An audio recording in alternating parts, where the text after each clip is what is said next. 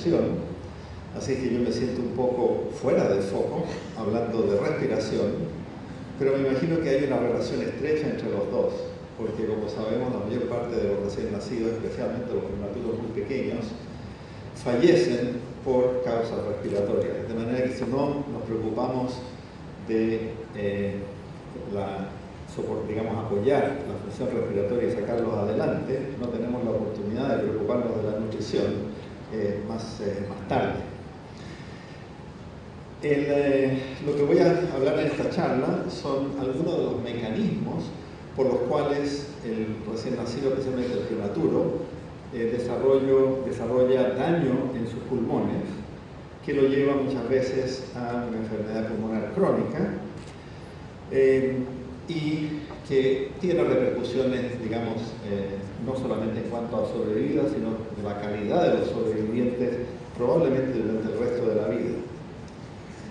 Este es el Jackson Memorial, donde he tenido la suerte de trabajar los últimos más de 40 años ya. Es un hospital público en que atendemos fundamentalmente a población de bajos recursos socioeconómicos y por ellos un gran porcentaje de madres de alto riesgo, lo que hace que tengamos un número de admisiones a nuestra unidad de cuidado intensivo muy alto. Estas son las cifras de displasia broncopulmonar publicadas por el NICHD, el Network de Investigación Neonatal en Estados Unidos, en que lo único que quiero enfatizar es de que realmente los niños de menos de 25 o 26 semanas, la incidencia de enfermedad pulmonar crónica es excesivamente alta, y como digo, esto es importante porque prolonga la estadía en el hospital, aumentando los costos. Se asocia con muchísimas otras complicaciones, incluyendo el desarrollo neurológico de estos niños, y como dije, como veremos más adelante, es una lesión que tiene repercusiones que pueden persistir por el resto de la vida hasta el adulto. Lo que ustedes ven aquí es un pulmón de un cerdo recién nacido que no ha sido ventilado, que tiene un pulmón relativamente inmaduro, si quieren ustedes, con los tabiques un poco engrosados, pero fuera de eso es un pulmón con una estructura normal. Este es un pulmón del mismo cerdo que ha sido ventilado solamente por 24 horas, un día, con presiones de 40 centímetros de agua y 40% de oxígeno. Y esto es como se ve el pulmón a los 6 o 7 días de vida, después de estas 24 horas de ventilación mecánica agresiva. Ustedes pueden ver gran infiltración de polimorfonucleares, edema, colapso, indicando obviamente que este es un pulmón en el que el intercambio gaseoso va a estar seriamente comprometido. Este es el foco, digamos, de la charla durante los minutos que siguen. ¿Qué es lo que podemos hacer para evitar este tipo de lesión? Y obviamente para evitarlo tenemos que entender cuáles son los mecanismos por los cuales se produce el daño. Y los mecanismos son múltiples, pero si queremos simplificar las cosas, se pueden resumir en sobredistensión, y probablemente este es uno de los mecanismos más frecuentes de lesión pulmonar, sobre todo en el pulmón inmaduro. Inflación insuficiente, una capacidad funcional residual insuficiente, también es una causa importante de daño. Si ustedes permiten que el pulmón se colapse al final de la expiración y lo abren con cada inspiración, eso induce un daño muy importante, y es una de las razones por las cuales los niños con enfermedad de membrana hialina, antes de que tuviéramos el surfactante, desarrollaban enfermedad pulmonar muy grave o injuria pulmonar muy grave. Oxígeno, sin ninguna duda que juega un papel importante. Tenemos que recordarnos de que el pulmón del niño inmaduro está expuesto a líquido pulmonar que está siendo producido por el pulmón, que está en equilibrio con el líquido amniótico, que tiene una presión de oxígeno de 25-28 milímetros de mercurio a lo más. Este niño nace y no solamente le damos aire, sino que muchas veces le damos 40, 80, 100% de oxígeno, de manera que la presión en vez de ser 28, 29 es 500 o 600 milímetros de mercurio, de manera que exponemos este pulmón inmaduro a una presión de injuria por oxígeno muchísimo más de lo que realmente está supuesto a tolerar. Infecciones, sin duda ninguna, juegan un papel muy importante en la injuria pulmonar, y volveremos a esto en algunos minutos. Aumento del flujo sanguíneo pulmonar y edema pulmonar es un aspecto que está muy controvertido hoy en día, así que quizás en la discusión podemos hablar un poco de esto. Y finalmente, el acondicionamiento del aire inspirado también juega un papel muy importante en la injuria pulmonar. Afortunadamente, esto hoy en día prácticamente se ha eliminado porque tenemos medios adecuados para humidificar y calentar el aire inspirado. Ya dijimos que uno de los problemas fundamentales de la injuria pulmonar es la sobredistensión del pulmón inmaduro. La sobredistensión, lo primero que se viene a la cabeza, digamos, es que puede producir rotura de los alvéolos, enfisema pulmonar intersticial, neumotórax, neumopericardio, etc. Pero la cosa no termina ahí. Esto es lo más grosero que vemos en una radiografía. Antes de que suceda eso, lo que se puede producir con sobredistensión es alteración del epitelio alveolar, con también muy importante alteración de los capilares pulmonares. Tenemos que recordarnos que cuando sobredistendemos los alvéolos o espacios aéreos terminales, porque la mayoría de estos niños ni siquiera tienen alvéolos todavía, producimos también una sobredistensión de la vasculatura de los capilares, y esto lleva entonces a un aumento de la permeabilidad, escape de líquido al espacio intersticial y albúmina también al espacio intersticial y alveolar. Esto lleva a una cadena inflamatoria que lleva incluso a mayor permeabilidad capilar y mayor edema, de manera que el niño entra realmente en un círculo vicioso.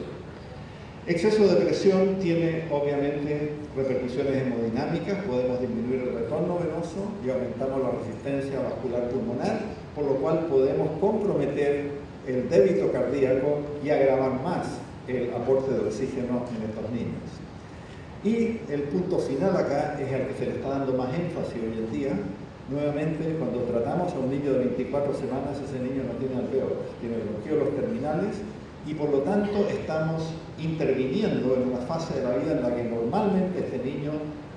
debería producir septos alveolares, capilares y completar el desarrollo de ese pulmón.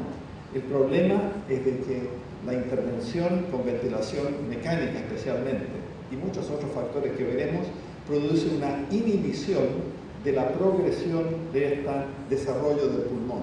Y esencialmente lo que se ha denominado como nueva displasia broncopulmonar es más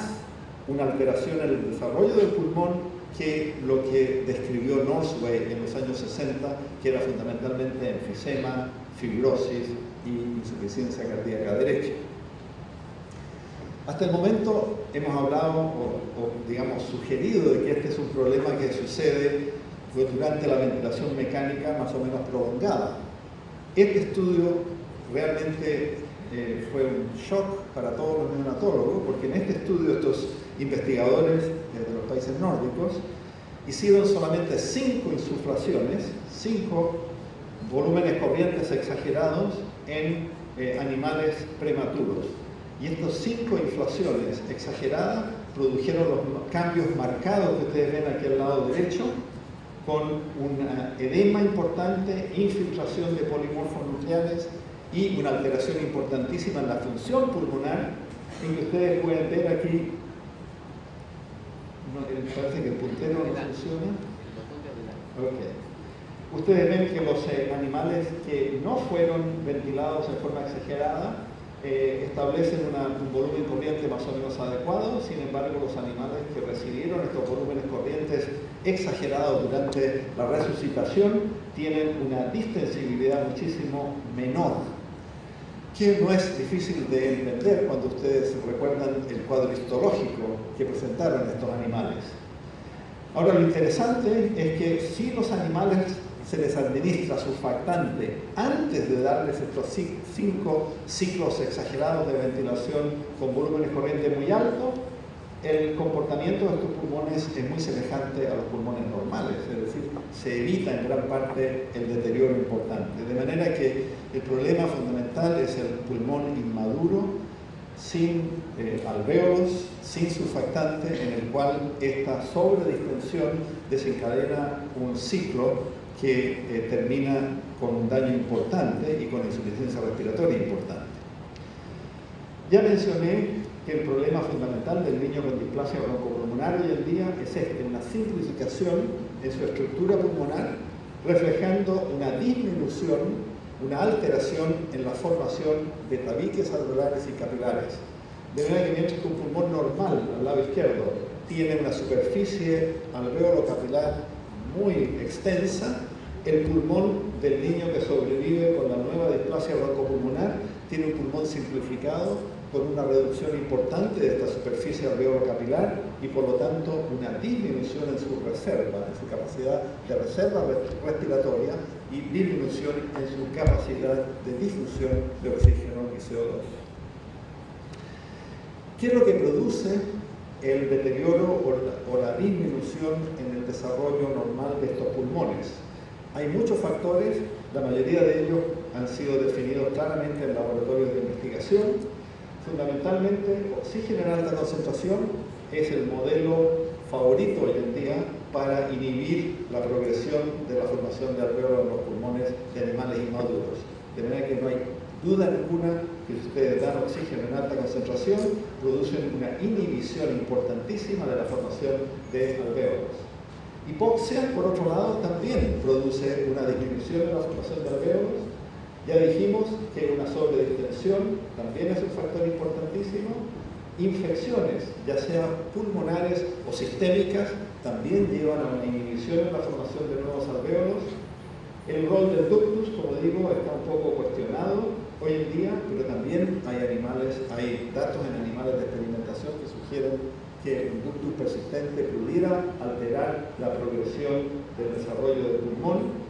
Hablando de nutrición, no hay ninguna duda de que déficits nutricionales en el recién nacido prematuro inhiben también la formación de nuevo tejido pulmonar, específicamente proteínas y vitamina A, deficiencia de vitamina A. Interesante, los esteroides que los usamos antes y después del nacimiento y que son un arma bastante efectiva en la prevención de enfermedad de membrana hialina y en la reducción del daño pulmonar. Los esteroides también, cuando se administran por tiempo prolongado, tienen un efecto inhibitorio sobre el desarrollo del pulmón. Hay algunos datos en animales de experimentación que insuficiencia tiroidea, que sucede también con alguna frecuencia en un recién nacido prematuro, puede inhibir la formación de alveolos, y realmente lo más importante es que lo más probable es que ya el hecho de que el niño salga a respirar gas, aire, a las 24 o 26 semanas, es un factor suficiente para producir una disrupción, una inhibición en la formación de nuevos alveolos. De manera que ni siquiera necesitamos de producir daño con el ventilador, ni con infecciones, ni con ductus. El solo hecho de que este pulmón, que está supuesto a estar relativamente quieto dentro del útero y con un movimiento muy leve, súbitamente en estos niños está expuesto a un patrón totalmente distinto de lo que está supuesto a tener, y eso ya produce inhibición en la formación alveolar. Estos son trabajos del grupo del doctor Alan Joe, que tienen un modelo muy interesante en el que exponen fetos de corderos en edad prematura, digamos en baja edad gestacional, y los exponen a ventilación mecánica mientras que están conectados a la circulación placentaria, de manera que estos animales no dependen de su intercambio gaseoso para sobrevivir. Y lo que demuestra esencialmente en este estudio es que tienen un grupo control, que obviamente no hacen nada, otro grupo que hacen CPAP con nitrógeno, sin oxígeno, los otros hacen ventilación con nitrógeno, CPAP con oxígeno y ventilación con oxígeno.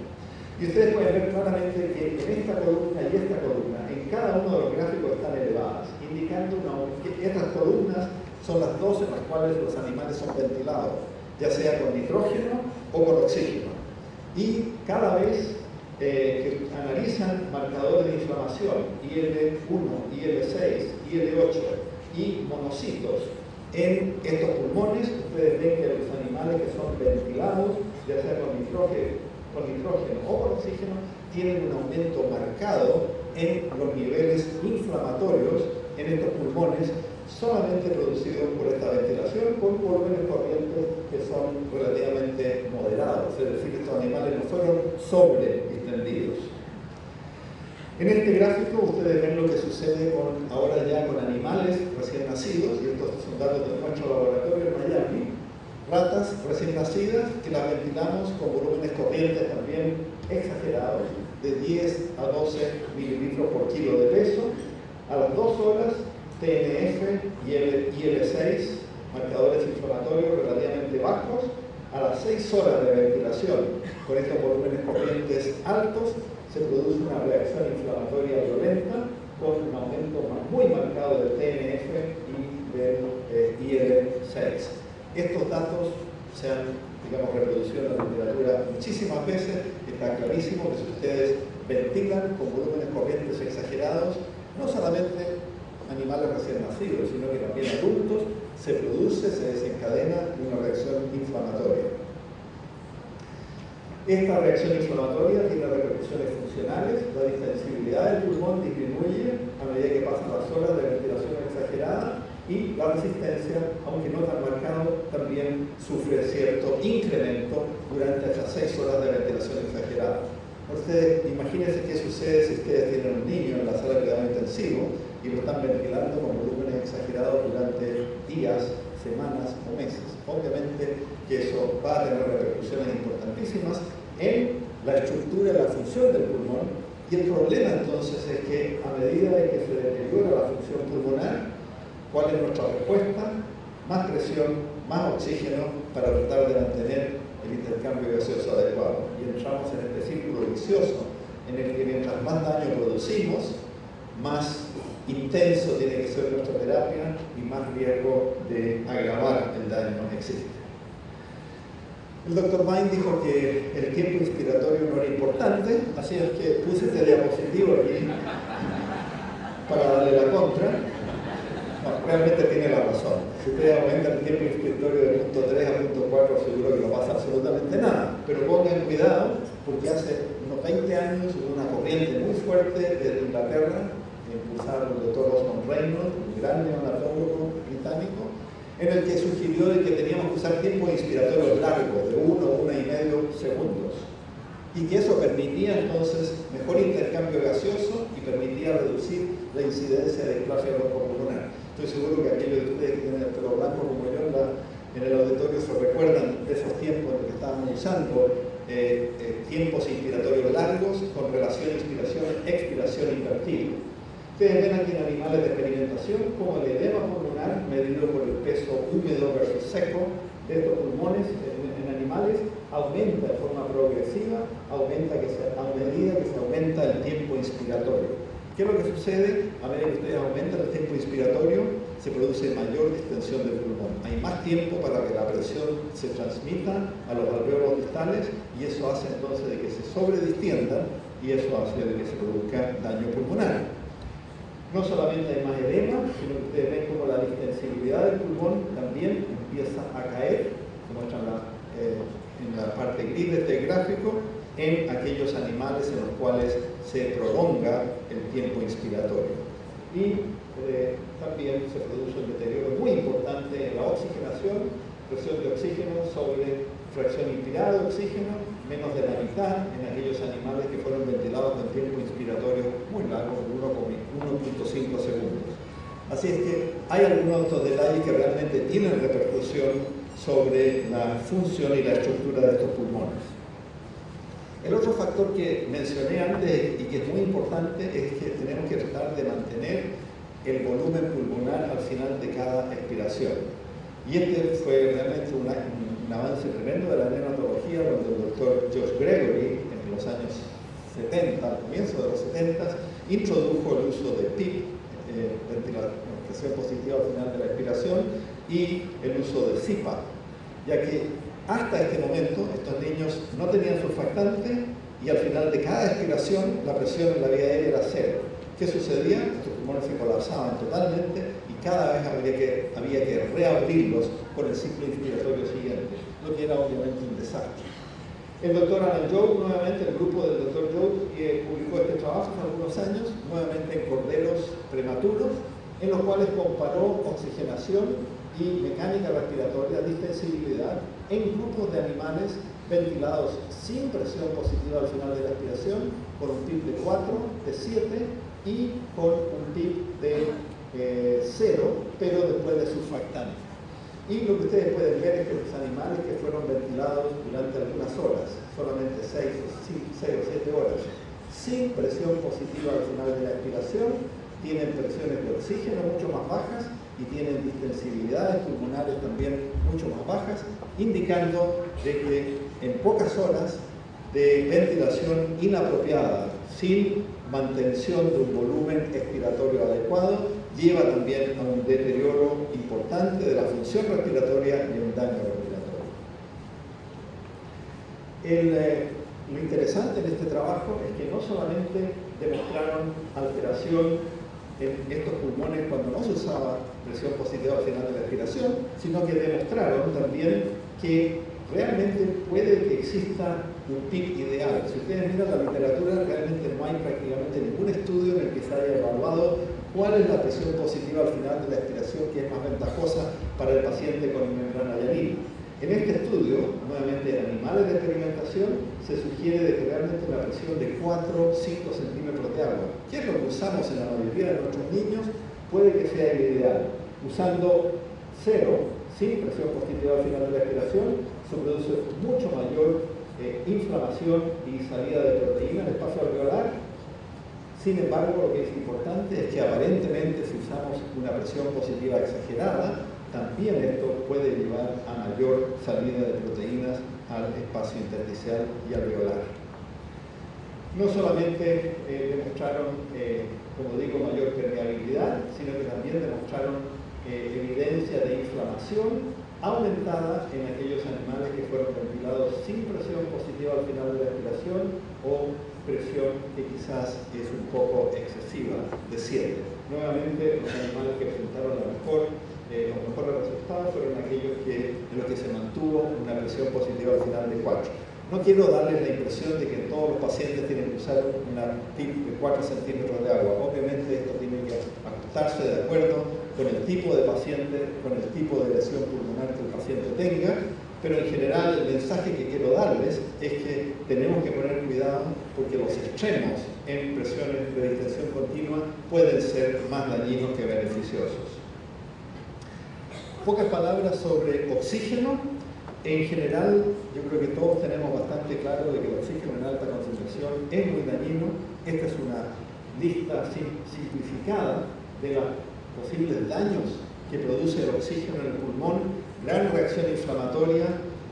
gran salida de polimorfos nucleares, aumento en la resistencia de las vías aéreas, disminución en la difusión, pero lo más importante es que también el aumento del oxígeno en el pulmón inmaduro, como dijimos antes, produce una inhibición de la formación de nuevos alvéolos y de capilares alveolares. Este es un estudio publicado ya hace muchos años atrás, en el que ustedes pueden ver cómo ratas expuestas a oxígeno en alta concentración durante los primeros días de vida muestran una inhibición importante en la formación de alvéolos. Noten ustedes la diferencia entre este pulmón de un animal que respiró aire durante los primeros días, en el que existe una muchísimo mayor cantidad de alvéolos, mayor superficie de alvéolo capilar, que en estos animales que fueron expuestos a oxígeno en alta concentración. No solamente se inhibe la formación de alvéolos, de septos alveolares, sino que también el oxígeno en alta concentración produce una inhibición importante en la formación de nuevos capilares, en lo que se ha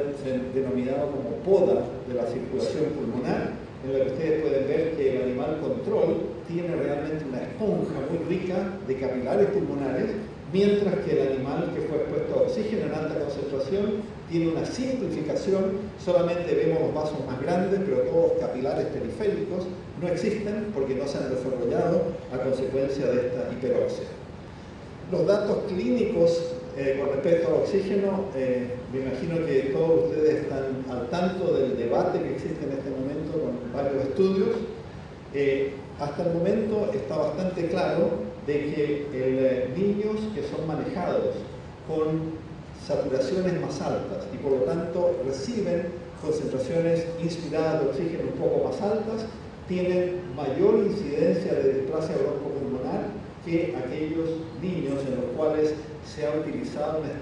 una estrategia más conservadora en cuanto al manejo del Estos datos que eran claros hasta hace 2 meses atrás están siendo un poco controvertidos hoy en día con 2 publicaciones recientes del BOOST y del COD Trial, 2 estudios multicéntricos multinacionales, en los cuales el efecto del target de oxígeno sobre displasia broncopulmonar no ha sido tan marcado como lo fue en el SUPPORT Trial, que fue el estudio que se hizo en Estados Unidos hace unos 4 o 5 años atrás. En todo caso, hasta el momento la evidencia es de que si usamos más saturaciones más altas, tenemos que usar más oxígeno y probablemente deterioramos la progresión de la fisiología pulmonar en estos niños. Este es un estudio, este es un metaanálisis de los efectos de infección antenatal, coriomielitis, sobre displasia broncopulmonar. Nuevamente, este es un hecho que se ha debatido bastante. La doctora Christy Waterberg fue la primera que publicó hace muchos años una asociación entre coriomielitis y mayor riesgo de displasia en niños prematuros. Ustedes pueden ver aquí de que existe gran número de estudios en este momento y hay discrepancia, no todos son consistentes, pero en aquellos estudios en los cuales se ha determinado el diagnóstico de corio con una histología o mediante histología y criterio clínico, claramente los niños que nacen de madre con coriomielitis, tienen un mayor riesgo de displasia broncopulmonar. Estos son datos de nuestra institución de algunos años atrás, en el que cultivamos a un grupo bastante grande de niños, de menos de 1000 gramos, en el momento de que fueron intubados, inmediatamente después del nacimiento. Y nuevamente ustedes pueden ver aquí como aquellos niños que estaban colonizados en el momento del nacimiento, probablemente porque estas madres tenían coriomielitis y por lo tanto el líquido amniótico estaba colonizado, tuvieron una mayor incidencia de displasia broncopulmonar que aquellos niños que no estaban colonizados durante las primeras horas de la vida. Nuevamente confirmando la posible asociación entre infecciones antenatales y displasia broncopulmonar. En cuanto a investigación animal, nuevamente el grupo del doctor Joe, la doctora Ikeyami, publicaron estos trabajos hace ya algunos años atrás, en los cuales demostraron que la ventilación mecánica en animales que eran tratados simultáneamente con endotoxina tenían un aumento muchísimo más marcado en células inflamatorias y en las concentraciones de citoquinas que aquellos animales que eran ventilados solamente después de recibir un placebo solución salina,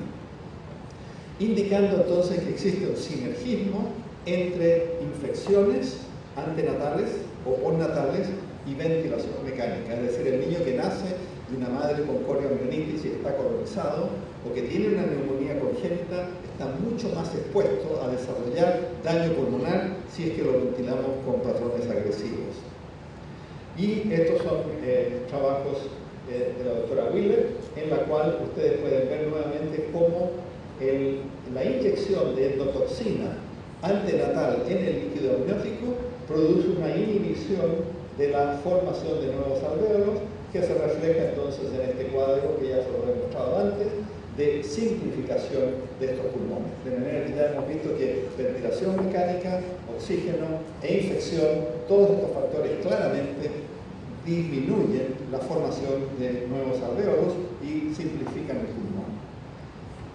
Con respecto al ductus podríamos hablar muchas horas, solamente quiero decirles de que hay evidencia epidemiológica y de algunos metaanálisis en los cuales se señaló de que el cierre temprano del ductus arteriosus, cuando se comparaba con el cierre tardío, con indometacina o ibuprofeno, producía una reducción, estaba asociado con una menor incidencia de displasia broncopulmonar. De manera que por muchos años nosotros pensamos que realmente el ductus era uno de los factores importantes en la progresión del daño pulmonar y en la displasia broncopulmonar. No tengo tiempo para entrar en detalle, pero hace un año publicamos un trabajo en nuestra institución en la que realmente pusimos en duda esta asociación tan estrecha, ya que no encontramos una disminución importante de la displasia cuando tratamos a los ductus en forma prospectiva, en forma temprana. Sin embargo, en animales de experimentación hay datos bastante interesantes de un grupo que trabajó durante muchos años en babuns, en monos, y en la ciudad de San Antonio. Y en este estudio, que desgraciadamente tiene pocos números, ningún estudio clínico lo podrían publicar con 8 niños, sin embargo, en este caso estos babuns son más caros, parece que los humanos, y es por eso que se usan, en todos estos estudios se usaron números muy pequeños, porque realmente ustedes se pueden imaginar, es un modelo crónico de displasia broncopulmonar en babuns, así que se necesitan una unidad de cuidados intensivos que tratan a estos animalitos por semanas o meses. Bueno, el punto que quiero demostrarles es de que cuando estudiaron animales que tuvieron, y todos estos animales tienen un ductus, entonces lo que hicieron fue comparar niños controles prematuros en los cuales no se trató el ductus y claramente la superficie alveolar fue menor que en el grupo de estos 8 animales en los cuales se les administró ibuprofeno en el día 3 de vida para cerrar el ductus. De manera que existen ciertos datos en animales de experimentación que sugieren que la persistencia del ductus pudiera también producir una inhibición de la formación de nuevos alvéolos y aumentar el riesgo de displasia. Los últimos minutos los quiero dedicar a, realmente yo creo que es la nueva frontera en cuanto a injuria pulmonar y prevención, que es lo que vamos a hablar en la próxima charla, y hablar un poco de cuáles son los factores moleculares de la injuria pulmonar, específicamente en el recién nacido y especialmente en el recién nacido prematuro. Hasta el momento hemos dicho que oxígeno, infecciones, posiblemente aumento del flujo sanguíneo pulmonar y sobredistensión son los factores fundamentales en la injuria pulmonar. Y lo interesante es que todos estos factores pueden actuar a través de un pathway, de un paso común, que es el aumento de las citoquinas en el tejido pulmonar. Y no solamente el tejido pulmonar, sino que también en la circulación de estos niños. Y este aumento de citoquinas, entonces, puede explicar en la disminución del factor de crecimiento vascular, que explica el por qué estos niños tienen disminución en la formación de vasos, aumentan la producción de TGF-beta, que es un potente inhibidor de la aceptación alveolar, y también aumentan la producción de CTGF, factor de crecimiento del tejido conectivo, que es un factor que uno de mis colaboradoras, la doctora Xu Wu, ha trabajado ya durante muchos años. Este factor disminuye también la producción de alvéolos y además es responsable por un aumento importante en la formación de tejido fibroso, no solamente en el pulmón, sino que en todos los tejidos. Además, la inflamación produce una disminución en la producción de óxido nítrico, que también está envuelto en el desarrollo pulmonar, en la producción de nuevos alvéolos y vasos. De manera que lo más probable es que todos estos factores, y a lo mejor otros, a través de una cascada inflamatoria, producen entonces alteración de estas moléculas, de estas proteínas, que juegan un rol importantísimo en el desarrollo del pulmón y explican entonces el por qué estos niños no progresan a tener un pulmón normal. Este es el estudio de la doctora Wu en nuestro laboratorio, demostrando cómo la adición de TGF-beta a cultivos de pulmones de ratas produce una inhibición importante en la formación de nuevas vías aéreas. Lo importante es que el TGF-beta está marcadamente aumentado en niños con displasia broncopulmonar. Estos son estudios de Proteja en Inglaterra, demostrando mayores niveles durante los primeros 30 días de vida en niños con displasia broncopulmonar que en niños controles o niños con distrés que no desarrollan displasia broncopulmonar. No solamente hay una asociación entre estos dos, entre la concepción de TGF y el desarrollo de displasia, sino que en este estudio también se demostró que aquellos niños que fueron a la casa en oxígeno, es decir, los niños que tenían displasia más grave, que se muestran en la curva superior, también tenían una mayor concentración de TGF en sus pulmones. Hay otros estudios en los cuales se ha determinado la concentración de TGF-beta en el líquido amniótico en niños nacidos de madres con corioamnionitis y sin corioamnionitis y que desarrollan displasia broncopulmonar o no desarrollan displasia broncopulmonar. Y nuevamente hay una asociación muy importante, muy clara, entre el aumento del TGF-beta en el líquido amniótico y una mayor incidencia y severidad de la displasia bronco-pulmonar. Aquí ustedes tienen la duración de oxigenoterapia de estos niños con la concentración de TGF-beta en el líquido amniótico. Y ustedes pueden ver claramente cómo existe una relación bastante fuerte entre la concentración entonces de TGF-beta en el líquido amniótico y la severidad del cuadro respiratorio de estos niños posteriormente. CTGF, lo mismo que TGF, como dije, es el factor de tejido conectivo. Nuevamente, a medida que la doctora Wu aumenta la concentración en el cultivo, en el caldo de cultivo de estos pulmones, se produce una inhibición importante en la formación de nuevas vías aéreas. Y no solamente eso, ella ha demostrado en un modelo transgénico de ratas que aquellos animales que expresan CTGF con mayor intensidad tienen una simplificación, tienen una inhibición de la formación de alvéolos en comparación a los animales controles que expresan esta molécula en condiciones normales. Nuevamente, ventilación con alto volumen produce un aumento importante del CTGF en animales de experimentación. Oxígeno en alta concentración también produce un aumento importantísimo